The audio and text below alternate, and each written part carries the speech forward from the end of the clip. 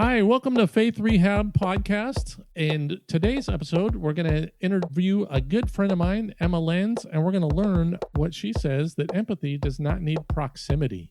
You're also going to learn how salsa dancing could be part of your faith journey. And you're going to learn why my dad is ready to have an intervention for me. Uh-oh. Uh-oh. Enjoy the show.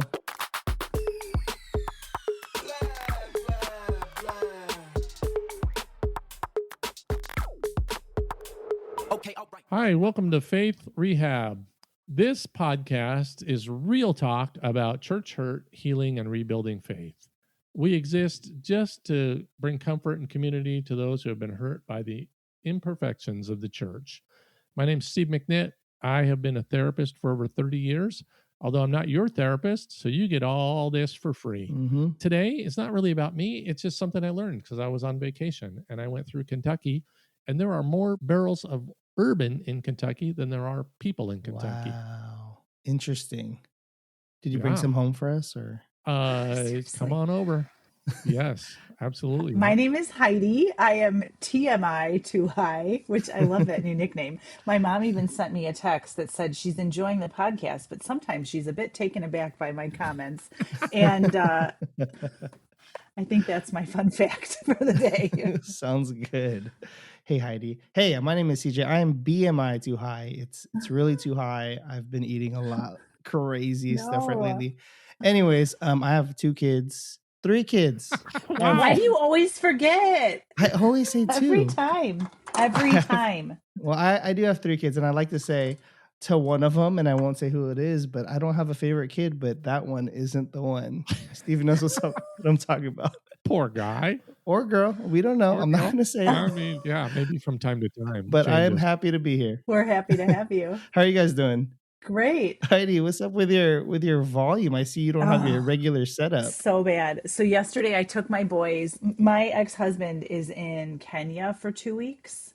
Oh, wow. Like out living his best life on safaris and helping needy people, whatever. And I've been running out of options, ways to kill time, and also you said with my helping kids. Needy people or whatever. I know I did. I'm terrible. My mom will text me about that later. Yes. So I took my boys for the 40th anniversary of Ferris Bueller's Day Off at the theater. Wow. Oh, nice. Donka Shane. We were the only people in the theater except for one other guy who was in the front row, sitting alone, laughing at everything. Yeah. And the tornado sirens went off. And so, like, as a mom, I've learned one of my trauma responses is freeze. So I have to really check that. Like, do we just keep watching the movie, or do I need to go mama bear and, like, get us all in the bathroom? Got it. So we had major storms in Illinois, like 13 touchdowns of tornadoes and microbursts. And it was pretty severe. So my son's computer system, which is like being at the helm of NASA, the motherboard, which I don't even know what that is. You don't know what it is, I can tell. Something happened to it during the storm. Lightning hit. There's a motherboard and a fatherboard. I am ready for fatherboard to get the hell home because I'm done with these children. I have spent so much money on groceries, you guys. You don't even understand. I'm done. So we're having this audio today. It's fine. We can hear you. Oh, yeah. Send that whiskey my way. So what else is going on? You guys good? Everything going well? I'm good. I just got back from vacation. Heidi, tell us what's up. So I'm, on this journey with my kids alone. And my dad, he said, Heidi, I've been listening to your podcast, but I'm really concerned. I didn't know that you were a smoker. And I'm like, what? He goes, I've been listening to the podcast. I go, Dad, how well were you listening? I smoke candy cigarettes in my car, not actual ones. He was like, he clutched his heart. Like, oh, thank God. I thought that I was going to have to talk to you. But I know you're you. And if that's who you are, Dad. Wow, supportive. And do you smell like bubble gum every time you go to his house? Yeah, you can smell it in the car. Okay, well. He seems very concerned. Yeah. That's good. Thanks, Dad, for listening. Hi, Heidi's dad. I'm CJ.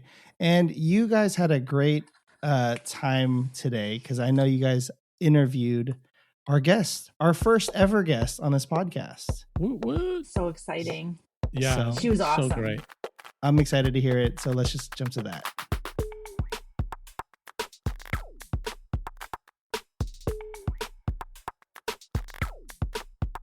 Add it up. For all of you in Faith Rehab land, I am thrilled to be introducing you today to my friend, Emma Lenz. And Emma, Woo! Yes, give it up. Let's hear a big cheer. There we go. That's what I'm talking about. Welcome. Emma and I are celebrating our 10-year friendiversary this year. That's right. We have been friends for 10 years. Now, what that says is we have some history and that you can seriously question her judgment. That's about all that means right there. Emma has been my friend for 10 years. On Emma's resume, the first words are dynamic communications professional. So if somebody sounds really smart today, that's Emma's voice. That when you'll know. She has a bachelor's degree in graphic design and from Point Loma Nazarene University. She has been a volunteer English teacher in China. Can you believe that? She's teaching English in China. Wow, that's amazing. I know. She has been a volunteer at a national youth organization. She also was on staff for them. We're going to hear a little bit about that. She was the Wish intro coordinator for our local Make-A-Wish organization, an organization near and dear to my heart. It's always been near and dear to my heart because my son got a Make-A-Wish. If you are anywhere near a Make-A-Wish organization, give generously, get involved. And when Emma joined that, like instantly I had to be a part of it. She's also been a communications director for a company, and she is currently the director of communications for the California Democratic Party, the largest Democratic Party in the nation. Emma Lenz, welcome to Faith Rehab. Thank you for being here, Emma. That's amazing. I'm so excited to dive in and get to know you better. Thanks for having me. What an intro. Thanks, Steve. You know what's great? It's because if I had said introduce yourself, you wouldn't have said none of that. No. Except we've been friends for a long time, and what do you want to know? Emma's a very modest person, one of the most intelligent, well-spoken, and thoughtful people that I know. And I've known her for 10 years. The only question is, why does she continue to hang out with me? But we love her. And as many of you know, people like me, but they love my wife. And Emma and my wife, Susie, are buds as well. And it's just been a fun ride to know you for 10 years, Emma. Oh, thanks, Steve. Thanks for having me. Glad to be here. Here's what we do. We usually ask people to sort of tell their story. And your story can start anywhere. I'm sure we'll ask questions along the way, but I know because this is Faith Rehab, it's a real talk about faith and about the hurts that people have had from the imperfections of the church. We've talked last couple of episodes about how that can come from friends or family or organizations or pastors or whatever. Let's start with Emma Lenz, the little girl. Tell us a little bit about your upbringing. My upbringing, gosh, I had a great childhood. When I was little, I don't know. I don't really, my childhood was kind of, no childhood's perfect, but it feels perfect in my memory. Born and raised in California. My parents are still married. I have a sister. Her and I didn't always get along. She drove me crazy, but now we're good friends. Does that sound familiar to anybody? Are you the oldest or the youngest? I am the oldest. Same girl. Nice. Yeah. We have so much in common already. We There's do. oldest siblings, we get each other. Yes. Yeah. Yeah, my childhood, I don't know. There's not too much to say about it. Emma, tell us about your parents. Were you raised in the church? What was your faith background kind of growing up? My parents are not religious. I was not raised in the church at all. I actually don't know if I ever stepped foot in a church as a kid. I think the first time I went to church was probably middle school because all of my best friends, we moved from the Bay Area to El Dorado Hills, and that's where I grew up. And all of my friends went to church. And so really it was a matter of FOMO. I'm like, well, if my friends are hanging out during the week somewhere, I'm going to be there. I don't care if it's church. I'll go anywhere with my friends. So that's kind of how I got introduced to church and Christianity and faith. Take us through the journey. You went from there to a Christian college. Wait, Heidi is freaking out right now. Yeah, I'm always so impressed by people who, like, first of all, I want to make the very probably not tasteful joke that she said she had a very happy upbringing and she wasn't a part of any religious group. Like, I think that's fantastic. But then I'm also thinking, you join a church. Like, did your parents think you joined a cult? Did you think you joined a cult? Like, I'm always impressed by people who have no church background and then find a church and then just like take a deep dive into Bible school and, all the rest. Short answer, yes. My mom specifically was like, this is a cult. And I think for a long time she was concerned, but eventually just shut her mouth. And my dad, he kind of, his story is one of its own. He's had an interesting childhood and confusing family dynamics, but eventually his parents actually died. His biological mom and biological dad ended up passing away within 3 weeks of each other. One suddenly and one was sick for a long time.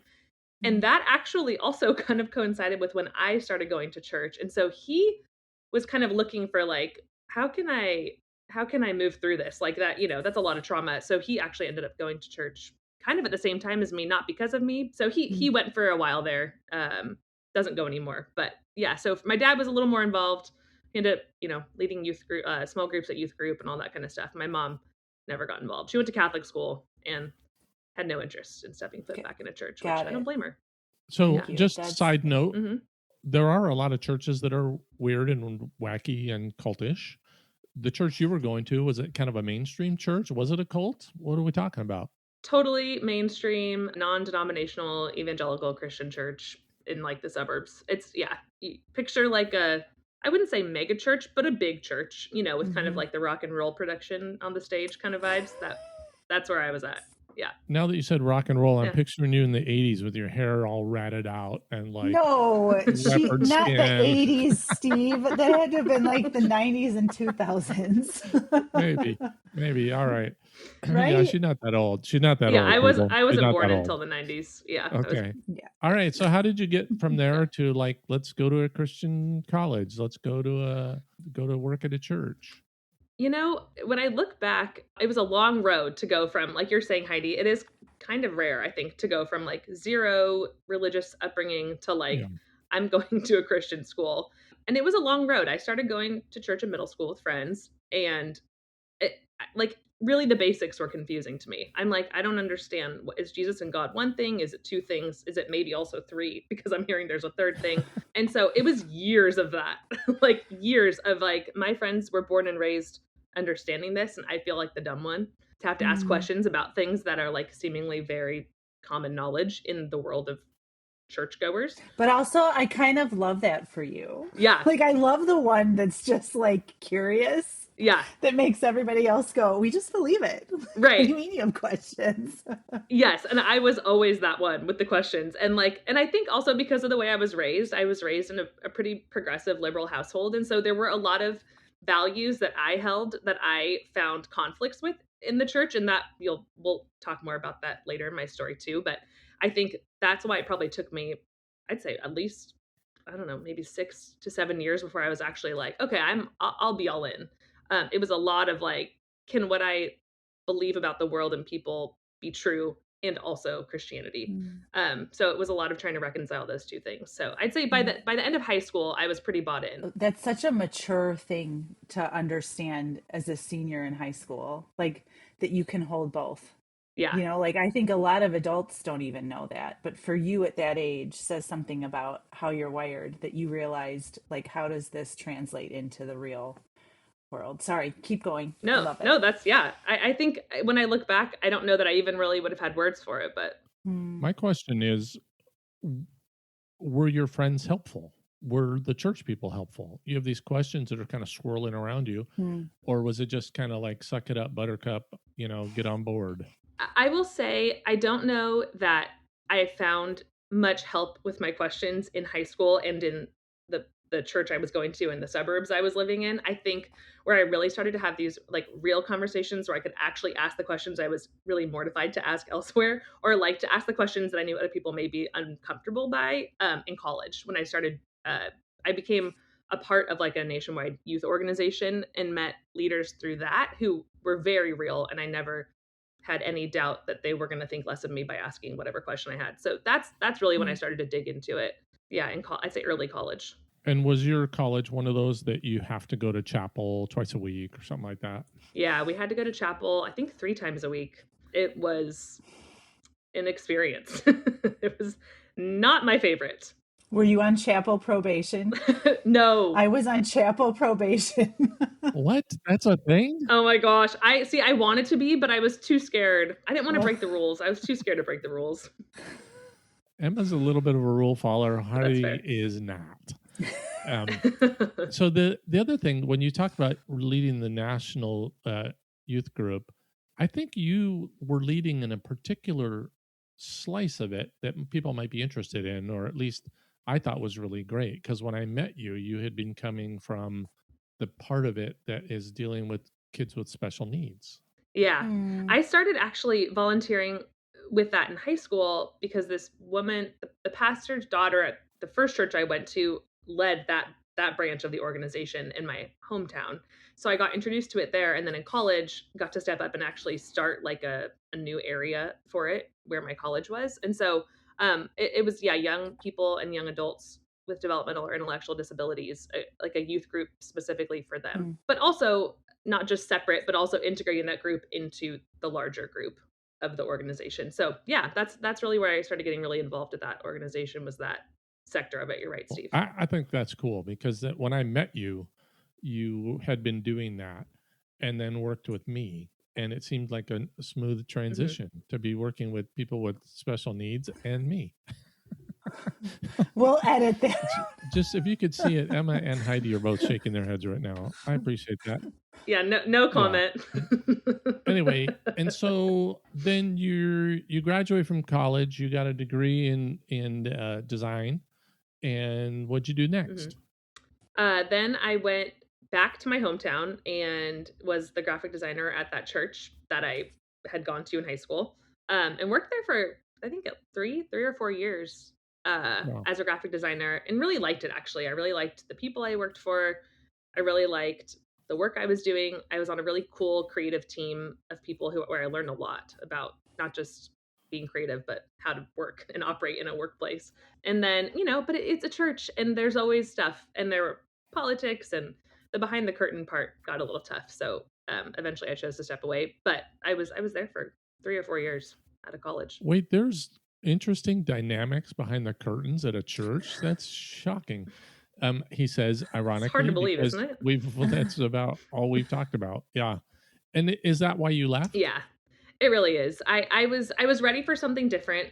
I was ready to actually move out of the graphic design realm and into something a little bit more interacting with people. I liked the work I was doing, but I was doing it by myself. And so I was looking for something that was a little more relational and, where I got to be with people and not just on my laptop all day. So that's when I went to work for the National Youth Organization, where it was a much more relational job and didn't include graphic design at all, really. So kind of a career departure after that. But when you were working for the National Youth Organization, I think you were doing kind of a college ministry, but there was something that happened. Yeah. So take us through that. So when I started working for like the National Christian Youth Organization, I worked there for probably a year before this happened. So I was about a year in, same organization that I had been volunteering with forever. So I knew it well. And right at the start of COVID, actually, a lot of stuff happened at the beginning of COVID. This is right after George Floyd was murdered. Black Lives Matter protests are breaking out. A weird moment in time for all of us. We're stuck inside. We're all separate. And all these stories started coming out from people within the organization, students, youth within the organization, about how they'd been harmed. A majority of the stories were, there were all kinds of stories, actually. But I'd say the thing that really got my attention were these stories about queer kids who had felt like they had been misled and, told one thing about being welcome and being included and being wanted, and then being told another thing when they got to the point of wanting to become a leader or go on staff with the organization. And so just a lot of stories about kids being hurt and kind of traumatized. And so I think that was about a year in. and right at the start of Let's COVID. be a little bit more real. Like you said, people are being told something about leadership or what was it? What were people complaining about? There's all kinds of stories really. And it from as extreme as like my leader told me I'm going to hell because I'm gay to like I was involved in this organization for 10 years and asked to be a leader. And then they told me I couldn't because I'm gay. So the story spanned a lot of different ways, but I think the heart of it was their policies were really, really vague. And I think the organization did that on purpose, so that they could kind of come across as like really progressive and inclusive and, kind of set themselves apart from other organizations, other Christian organizations. But when push came to shove, the reality was the same thing was happening to queer kids in this organization that was happening elsewhere, which is, oh, nope, you're not allowed to step into leadership or be on staff, or, who you are and what you are is bad or wrong or sinful or, all kinds of different stories, but that's what was happening. Can we back the train? Yes. You're gay? Me? Yes. Okay. I did not know that at this time. Oh, okay, because I'm like, how did that not, like, how what was that like going back to middle school? And so you had not. That's the next chapter in the story. Got it. Sorry, I get the popcorn. Okay. No, that's okay. I know. I'm confused too. We're all confused. It's confusing. Wow. Okay, wait, hold on. So this is happening. Did you feel triggered? Like what was that experience like for you? It's funny, and I like jokingly I'm like, I should have known I was gay way sooner, because this was always there were a lot of things, but my problem with the church from day one was, why are they so weird about gay people? Like I could never reconcile. I still can. I can't understand like a God who unconditionally loves and created us as we are. I can't understand that same body of people then looking at gay people and being like, that's wrong, or like you're bad, or what you're doing is not allowed. And so that is always a problem for me, but I didn't realize I was gay until 2022. So way after I left the organization. So it didn't trigger me in like my own personal like, oh, that's about me. It was like, you're hurting kids that I love and care about, and I refuse to be a part of it. Yeah. So I was triggered, but not in like a personal. Maybe what Heidi was wondering was, well, how did you get on staff? But you hadn't come out and you didn't know at the time. So you're going through this 2020 upheaval within the organization where people are coming out and with these stories. And I remember there was a Facebook community with hundreds, maybe thousands of these stories. Some of them were they were called Do Better. And so some of them were people that had been, probably abused by their own leaders, but also then people going, wait, you tell me God loves me, but not enough to let me lead, that kind of stuff. And I remember Emma and I talked quite a bit at that time, at least I thought so. And she was struggling. And so maybe talk a little bit about what that was doing for you internally. It really felt impossible, I think, for a few reasons. One, I really believed that this organization was different. I really did. Like, I was employed by them, and I didn't know that these policies were what they were, because nobody ever said it clearly. And so I think I felt kind of blindsided myself. Like, wait, what? Nobody told me. Also, we live in California. So like the culture of where we live, this organization is different than it is in other states in the country, right? Like that's also something I recognized during this process, was like a lot of these stories aren't happening in California, but some of them are. And I had no idea. But two, I had so many, and especially college age students who are coming to me with real stuff they have going on. Like they're struggling. College is such an awkward, middle school is awkward. So is college. It's such a weird time of life, trying to figure out who you are and what you want. And I knew, I know there are a couple kids here who are kind of, without explicitly saying it, I could tell. I'm like, they're going through something with their sexuality and they haven't figured that out. And so I also had specific kids in my mind of like, I can't do this to those kids. Like I have kids in front of me, sitting in front of me every week, who I know this would really hurt. And so it was that. And then the other thing that was hard for me was having these conversations with the other employees in the organization. I was finding that not many people were bothered, or at least not the majority. Like I'd say there were a few of us, like maybe 4 of us, who were really, really like, this isn't good. Like, are we hearing these stories? Are we hearing what kids have to say? We're here for them. let's listen. And I really felt like I was being ignored, or like, I don't know. I think maybe because I was young, people were discrediting what I had to say or my thoughts about it. But yeah, I felt like I wasn't being heard. So it was that too, feeling like this place that I felt really safe and like I was a part of a community was now kind of looking at me like, stop causing a fuss. It's fine. Just, we're going to keep moving. And I couldn't keep moving. Yeah. I think unfortunately people understood you clearly, but people also don't ask questions because they don't know what to do with the answers. And so as you're asking questions, if the policies are vague and people are living under those policies, understanding that they're vague, they, if we don't talk about it, it's kind of like my parents' generation. If we don't talk about it, it won't happen. If we don't talk about it, we don't have to deal with it. Yeah. It's why people for so many generations struggled with things like grief, where there's like, we just don't talk about it. And so you were talking about it, and people, I'm sure, were having to struggle with it, not because they just kind of segmented it. They'd put it in its own little box and they could deal with it some other time. Yeah. This was all during the pandemic? Yeah. This was like in the first few months of the pandemic, I want to say. Steve, does that sound right? Like it was, I feel like it was really towards the beginning. Yeah. And I think that what you're saying is so relatable, Emma, because there's like this darker side of reality that we were faced with during the pandemic, where like marginalized groups were starting to express how they were feeling. And I feel like dominant groups were listening differently because we were home all the time. Yeah. And it's 6 years later, and I think that those kinds of things are still happening. For sure. And so I'm so grateful that you're sharing your story, because I think that it's not unique to that time. It's the times that we're living in even now. For sure. I don't think we as a culture, and especially I'm an old white guy, I don't think old white people have a tolerance for elongated issues, so that if we were dealing with George Floyd then, why aren't we still dealing with it? Because we don't have the tolerance for that. And if there was a big blip in this organization and in Emma's conversations about what do we do with the queer kids, then we don't have the tolerance to let it be an elongated issue, and first and foremost, this country, the land we're on now, has dealt with racism for hundreds of years.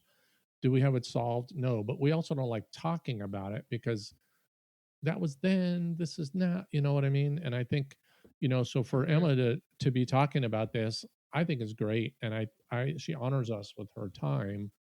And it's an issue that's still happening in churches all over America and probably the world. It's happening in youth groups in America and probably over the world. And it's an issue that I know the church that I go to, their policies are very vague. And, I've been pushing them in a way that has been like, you say you're accepting, but you're not. You're only tolerant, and you wouldn't be tolerant of any other group.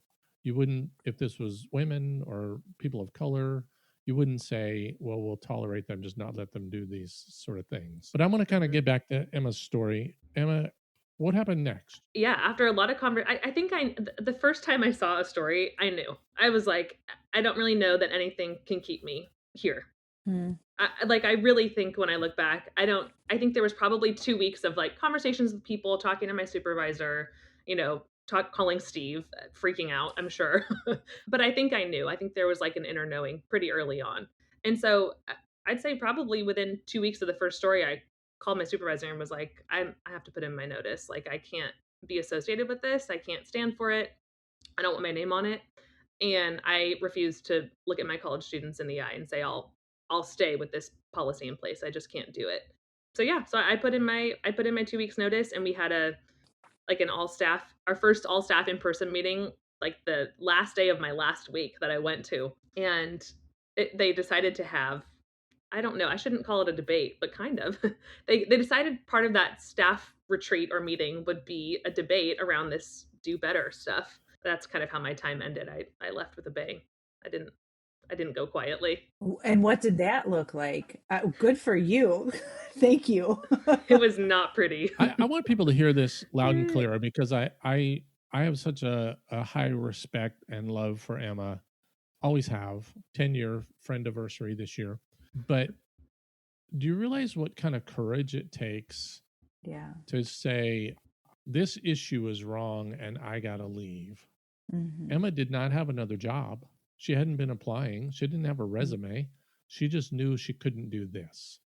I know you guys have heard me quote Brené Brown before, but Brené Brown says you can either be comfortable or you can be courageous. You can't do both. And at that moment, Emma was just so courageous. Yeah. And look yourself in the mirror. If it was you, could you have done it? I don't know that I could have. What was it like for you then in your own sort of awakening and your own sort of issues with the church and with your own faith and your own sexuality and all of that?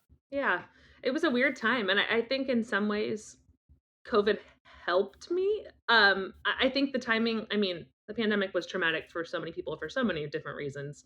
We've talked about a few of them, but there are many more. But I think what it did do was give me time that I normally would have I would have normally booked myself busy to just get through it and push past it. But instead, I had all this time at home to really think and reflect and like sit on it. Like, what is happening within me? What is happening out there? And what am I going to do? And so I really think, one, I stopped going to church at the start of COVID, largely around the George Floyd murder, because at the places I had been going, the churches I had been going to at the time that I was trying to find a church, and none of them were really following COVID protocol. None of them were talking about George Floyd. So I had already kind of paused on going to church. Then all this stuff happened with my job and the organization there. So then I'm constantly thinking about, my career and like my community. It's not just a career when you work in any, in a religious organization. It's also the people you spend all of your time with. Yes. Right. And so it was a lot of alone time, a lot of alone time to like think and process. And I don't know if you guys are fans of Glennon Doyle. I love her, but she talks about this inner knowing. She calls it the God within, or, your knowing. And finally had a minute to listen to like my own gut and my knowing, and kind of move forward, standing firm in what I believe and in my values, and not feeling like, I don't know how to say it. It's like I've always had a really strong sense of who I am and what I believe. And so it didn't feel like a hard choice for me almost to choose to leave that job or that organization, because I was like, well, I know what I believe, and the number one thing I care about is the people that I'm working with. And so if it's hurting them, it's not a question, I'm out. And so really it was just like, well, what do I do next? Because my whole career up until this point was within the realm of ministry. I wasn't a pastor, but I worked for a church, and then I worked for, a Christian youth organization. And both of them, I'm like, how do I take what I've done in this career and move it into like a regular corporate world or job? I don't know. So it was a weird transition time, I think, but a lot of self-reflection and a lot of growing, a lot of learning. And at that point, like a lot of the conversations we've had on this podcast have been being able to separate the church hurt from who God is. Mm-hmm. And I know we haven't gotten to the like, where are you now piece, or where are you headed? But at that point in time, were you able to hold on to any kind of faith or see that God was different from the organization that you belong to, or were all the lines blurred and you were just like kind of done? That's a good question. I don't think I ever, and I actually remember one time Susie said something to me and I was like, Susie, don't worry. I'll say where I am now is different than where I was then. But at that point, I never mistook the two for each other. I still do to this day. I'm like, if I had to put money on it, I don't think God cares about people being gay. I think, and I don't even know what I think about God, but I have always believed that. Like, I have no doubt, and that's not just because I'm gay, because that surprised me too. That came later. But I really, like, it. I wasn't confused. I didn't feel like I was questioning Jesus or God. I was like, I don't like these people who are doing a disservice to who I believe Jesus is and who I believe God is and what I believe God wants for people. And, so I never felt like I was confused between those two. Emma, you talked about your own, you being gay, and you have surrounded most of your career and your life with Christian people. And so what has it been like for you in coming out and having a relationship, and there's Christians around you? that maybe have been great, maybe have caused more church hurt, maybe, how has that been for your family, Joss's family, other Christ followers that you know? Tell us about that. It's been interesting. I think in some ways it was what I expected, and in some ways it wasn't. Like I alluded to, I am not a queer person that knew I was gay at the age of 5 and, felt like I had to hide my whole life. I really just didn't know. I think I just focused on work and like friends and my community. And when I was in the church was really where I spent all my time. I think I was just distracted and didn't really think about it. And then when Joss my partner came out to me first, and it kind of, I was like, oh wait, what? It almost like woke me up, where I was like, oh, I'm gonna have to think about this, not in a way of like I have to think about what that means about how I feel about you, but in a way of like, what does it mean about me? Because we had such a close friendship, and I didn't know. So I was like, wait, what?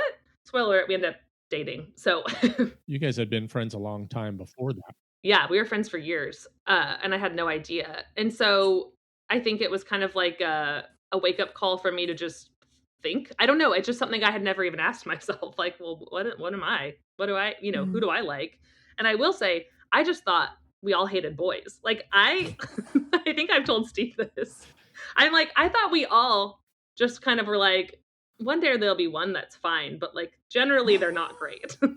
So I think some of my friends were like, yeah, we kind of had a feeling.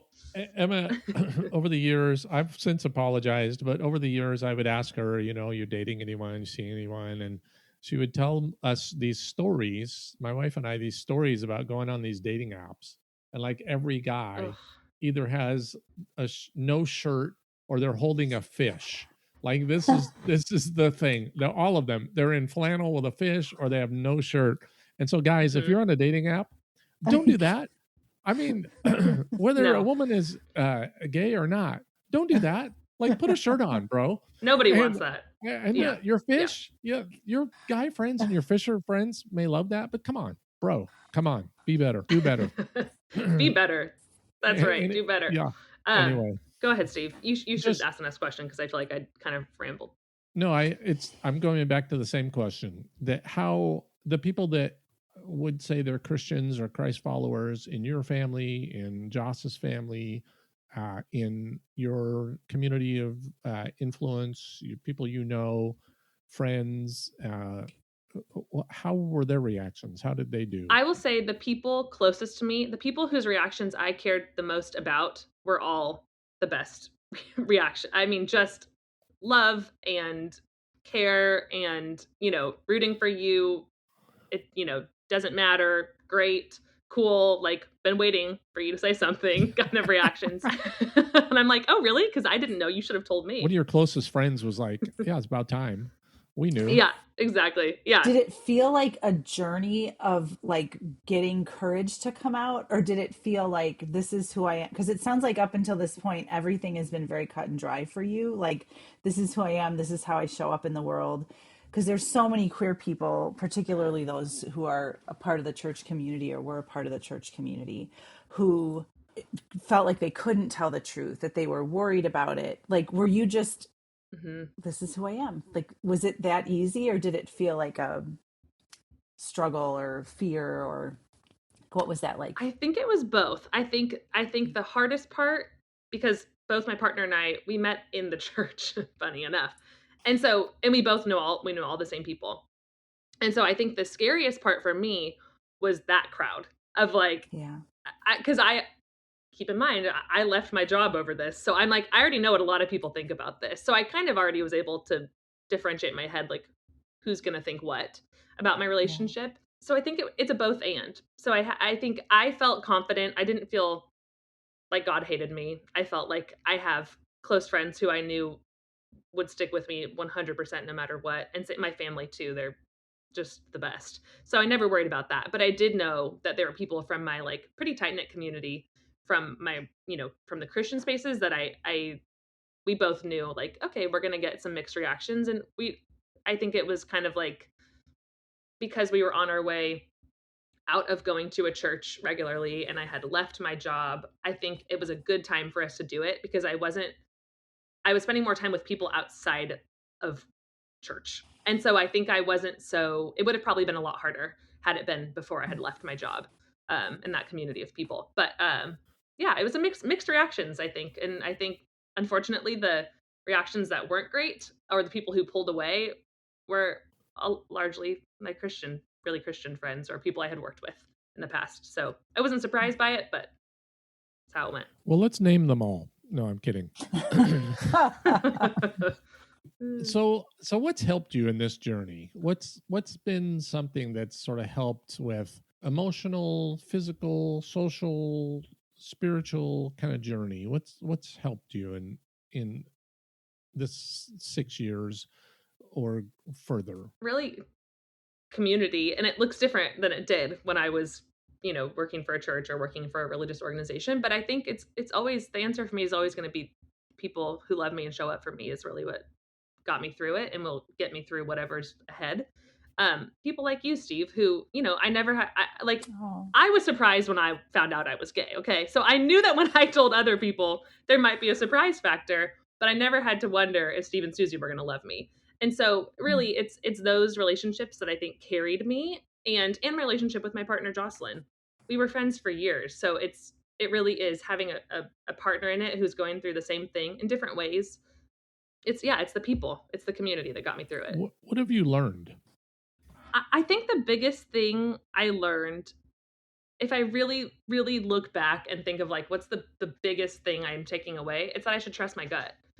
Because I really do think I had an inner knowing from the first time I stepped foot in a church in 6th or 7th grade about the values and the things that were important to me and that I was not willing to negotiate or compromise on. And I think that same feeling and that same knowing is what got me out of an organization that I was not aligned with. And so, and it's the same feeling that told me it's okay to say yes to dating a woman and doing something unconventional and different than what I had pictured for my life.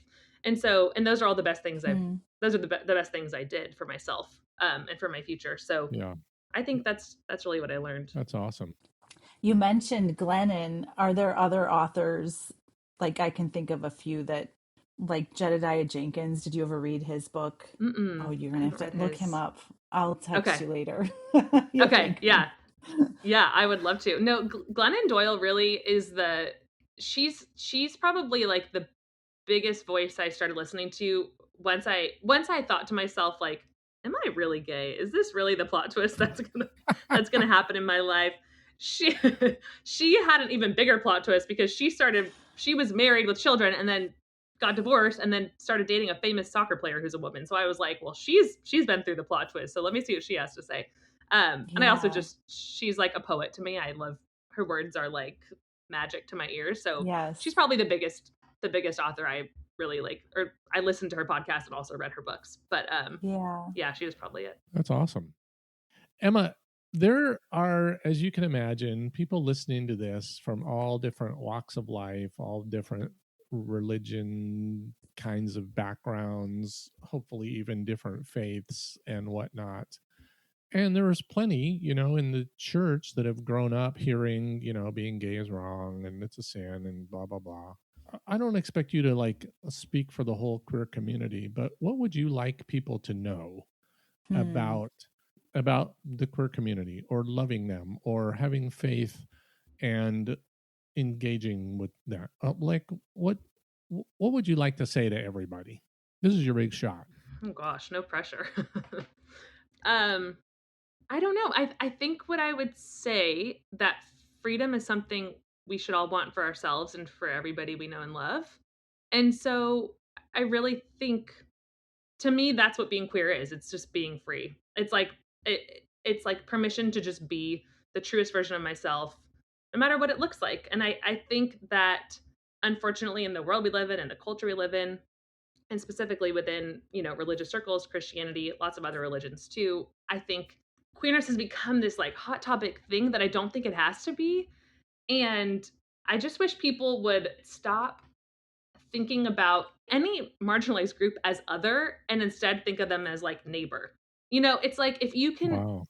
I don't think empathy should require proximity, but if you're a person that is having a hard time, go like find somebody in that people group that you're unfamiliar with, have a conversation, and it's going to change your mind. I think it'll change your mind. I think when you can see somebody as a human being and want them to feel and be and experience freedom, I think that's what makes all the difference. And I do think that that's the Jesus that I learned about and read about and was taught.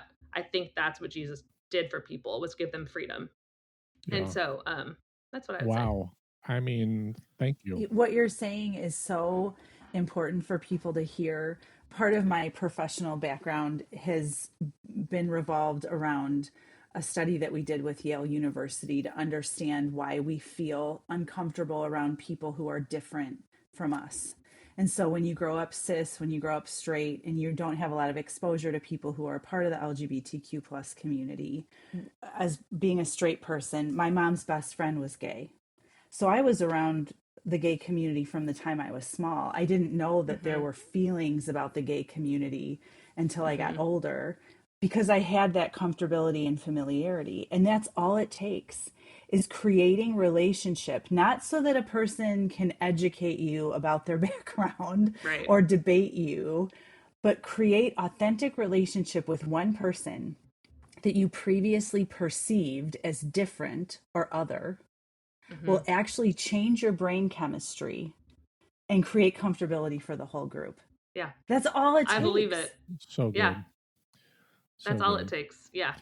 Emma, we normally end. Thank you for that, and also I forgot to thank you for your kind words about me and my wife. And if she were here, she might be driving down there to hug you right now. I don't know. we sort of ask, people where they about the hurts and about what's helped and where you headed, and I think we sort of alluded to that, but I don't know if you want to say, where are you headed? What do you feel like is part of you're on a faith journey? Where are you going? Yeah, I've been thinking about this ahead of this conversation, and I don't know that I have a great answer other than to say I'm just taking it one day at a time. And I really do feel like, I think I learned there's a lot of I know a lot of hurt came from my time in the church and in the organization I worked for, but I think a lot of growth happened too, a lot of opportunity to reflect, and again to like double down on the things I knew I believed in and want to stand firm in. And I don't, at this point in my life, I don't really picture myself going back to like an organized religious group. I don't really see myself going back to a church regularly, or even really like feeling like I could say I'm a Christian.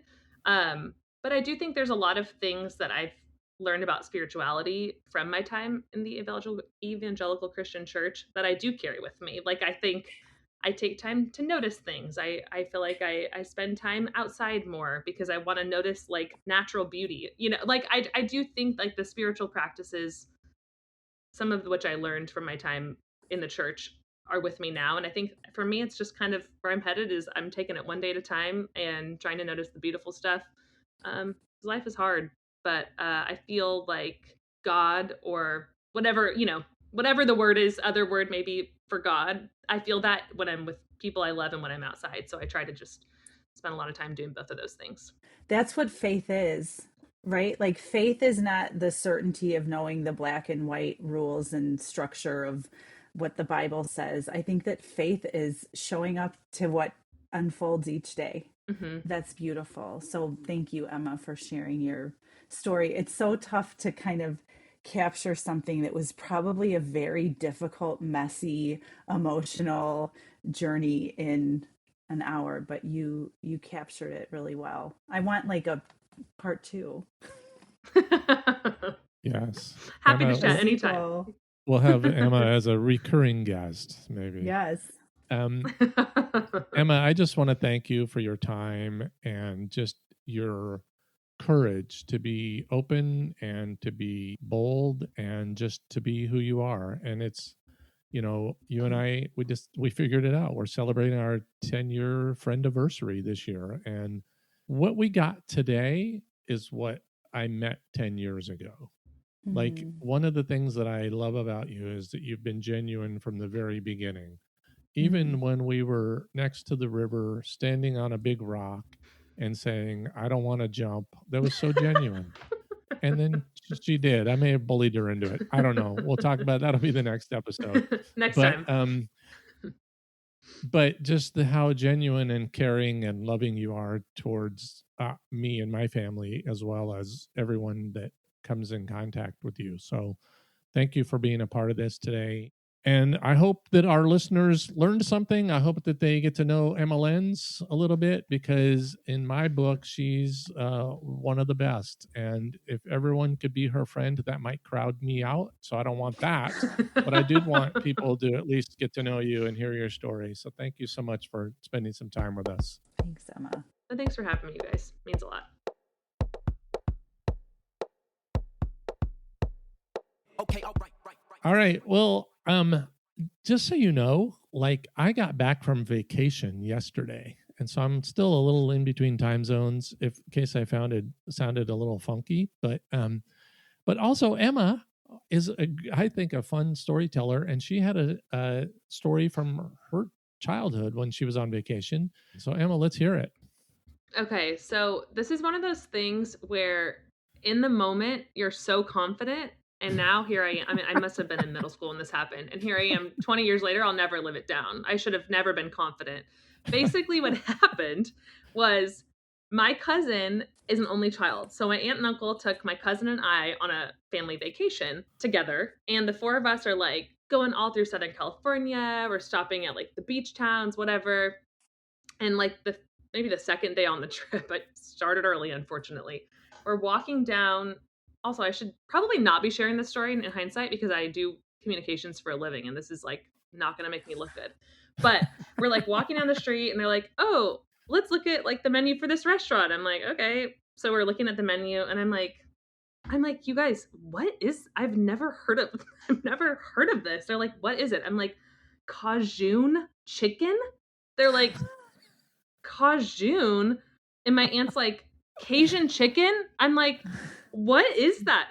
I'm like growing up in the suburbs of Northern California, my mom thinks pepper is spicy, you guys. Like I didn't know anything. So I'm like, oh my gosh. So anyways, to this day it's Cajun. But then to make things worse, the next day we're walking somewhere and there's some big sign. And again, like, I don't know why I feel the need to just sound it out loud. I should have just waited or not said anything. But I'm like looking at a sign. I'm like, Cali Paso. I'm like, what? I'm like, Austin, do you know what Cali Paso is? And my aunt's like, do you go to school like Calypso? What? Like, are your parents just like neglecting you? And I'm like, my mom's a teacher and it was an English major. Anyway, so in my family, it's still Cajun and Cali Paso. As it should be for the rest of us going forward. Yes. I can't wait to go have some Cajun chicken sometime soon. Yeah.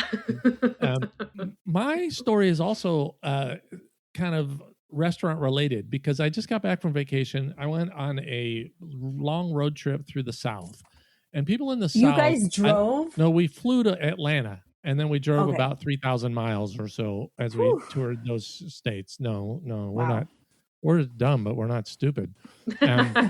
So all the people in the South have these fun accents. I mean, I love Heidi's accent, and I can do that one a little bit. But the people in the South, all these fun accents. So I don't know where people are from. But we were in North Carolina, and, the South has great food. What they don't have is salads. And so my wife and I were like jonesing for a salad. And we decided right across the street from our hotel, there was an Olive Garden. So I'm not like a huge Olive Garden fan, but they have unlimited breadsticks and salad. So we went for unlimited salad and breadsticks. But let me ask you this. Have you ever been in a place where somebody is talking so loud, you can't possibly ignore them?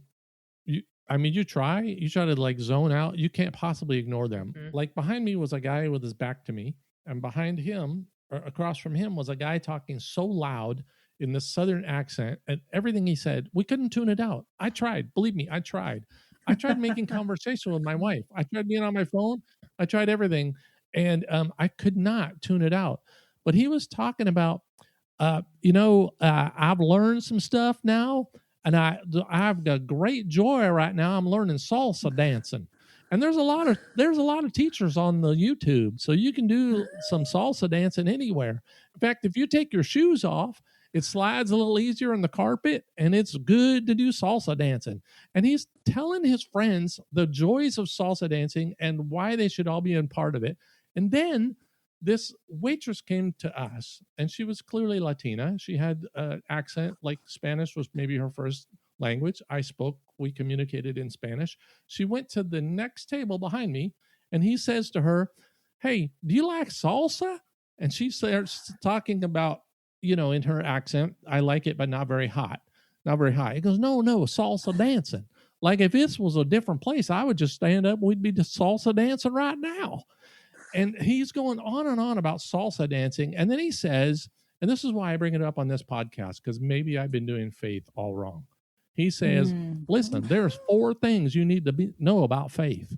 Love God, love yourself, love people, and salsa dancing. I'm going, wait, he must have said it 4 or 5 times. You got to know 4 things. Love God, love yourself, love people, and salsa dancing. That's all you need to know about faith. And so, friends, today, as we leave you with the Faith Rehab podcast, I just want you to know that if salsa dancing is a part of your faith, then you are blessed more than you can probably imagine, according to people in North Carolina. Amen. Thank you for being here. Thank you to Emma. Thank you to Heidi and CJ. Thank you for being a part of the Faith Rehab podcast. Don't forget to tune in a couple of weeks when we drop our next episode. Like, subscribe, do all of those things. We love you guys. We're glad you're a part of it. And Heidi, be blessed. Be blessed. Be blessed. Bye, guys.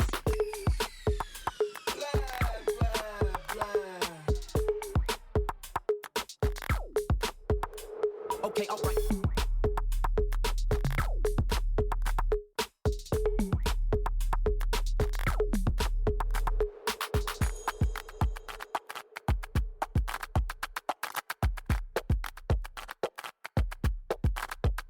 Add it up.